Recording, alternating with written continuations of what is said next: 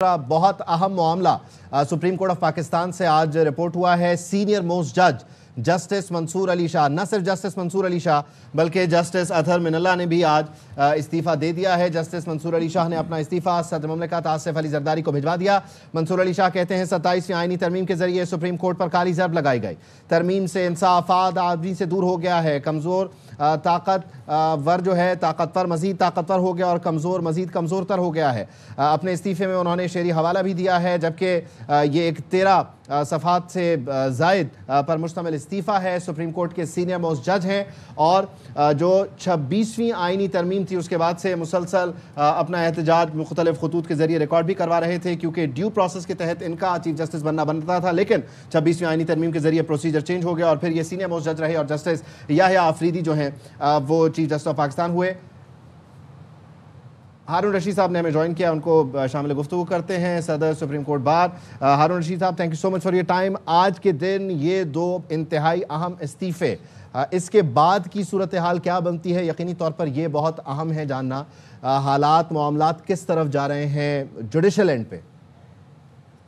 देखें, हालात और वाक़यात बेहतर ही हुए हैं, इसलिए कि ये जो तरमीम्स हुई हैं ये इन्हीं की एक फैसले की वजह बनी है, जो इन्होंने 8 और 5 का फैसला दिया था मंसूर शाह साहब ने।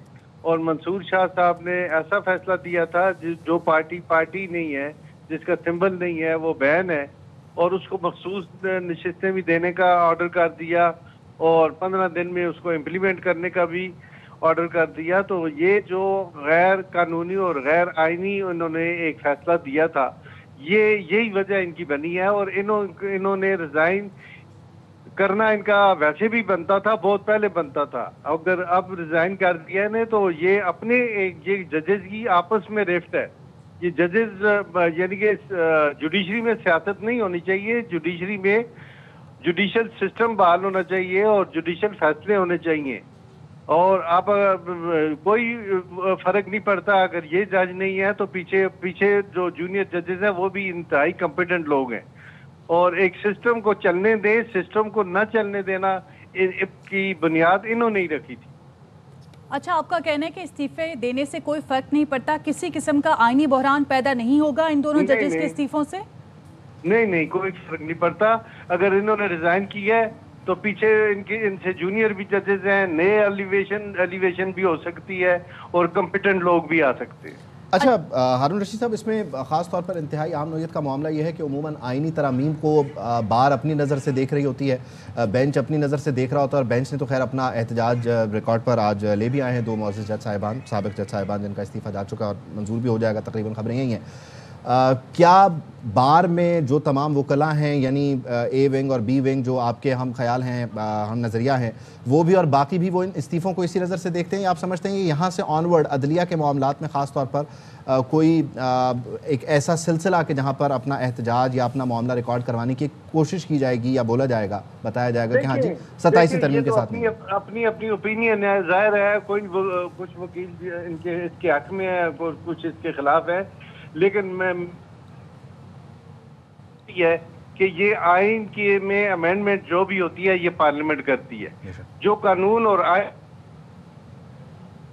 था वो सिर्फ पार्लियामेंट, चूंकि सुप्रीम अदारा होता है, उसने पार्लियामेंट में के मेंबरान ने, जो कि रिप्रेजेंटेटिव्स होते हैं पब्लिक के, पूरे पाकिस्तान के, उनका ये इख्तियार है कि कानून में, आइन में जो भी तब्दीली लाएं ये और उसे लागू करें, उसे नोटिफिकेशन करें। तो ये सारा एक प्रोसेस है। पार्लियामेंट में नेशनल असेंबली है, सेनेट है, कैबिनेट है, फिर वो सारी जगहों से होके फिर प्रेसिडेंट के पास जाती है, प्रेसिडेंट के ऑर्डर से नोटिफिकेशन होता है।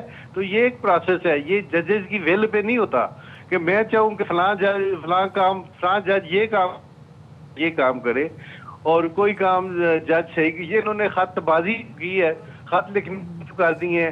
हमने बड़ी मुश्किल से 2007 में मूवमेंट चलाई थी और मैं खुद भी उसमें सफर किया था, मैंने इंजरी भी हुई थी और मैं था।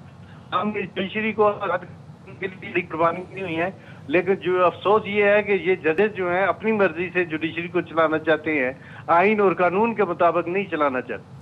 لیکن جسٹس منصور علی شاہ کو یہ اعتراض ہے جی جسٹس منصور علی شاہ کو یہ اعتراض ہے کہ عام آدمی سے انصاف دور ہو گیا ہے. ساتھ انہوں نے کہا کہ اس ترمیم سے جو آئین ہے اس پر کاری ضرب لگی ہے. آپ ایسا سمجھتے ہیں؟ نہیں، ایسی کوئی بات نہیں ہے. یہ ان کا اختیار ہے کہ اگر وہ اس جوڈیشری سے اکتفا نہیں کرتے تو انہوں نے اگر ریزائن کیا تو بڑا اچھا فیصلہ کیا. اچھا، اسلام آباد ہائی کورٹ نے کل ایک آرڈر دیا کہ جو ایگزیکیوشن ہے وہ بنیادی طور پر مشاورت کے بغیر عدلیہ سے متعلقہ معاملات کو ایگزیکیوٹ نہ کرے. تو آپ سمجھتے ہیں کہ فردر ان 2 استعفوں کے بعد معاملات دوسری طرف بھی جا سکتے ہیں، یا جو حکومت چاہ رہی تھی آئینی ترمیم کے ذریعے معاملات کو ایگزیکیوٹ کرنا وہ خود بخود ہونا شروع ہو گئے ہیں اور یہ مکمل؟ یہ تو افراتفری پھیلانے والی بات ہے نا. اگر یہ کام ہوا ہے تو جو لوگ اختلاف رکھتے ہیں میڈیا میں بھی ان کو لایا جائے گا. اپنے اختلاف دینا، میڈیا میں آنا، اپنے پوائنٹ کو ریز کرنا، یہ کوئی اور نہیں ہے. بعد میں پھر وہی کروں گا کہ بات ہے پارلیمنٹ کے اختیار کی.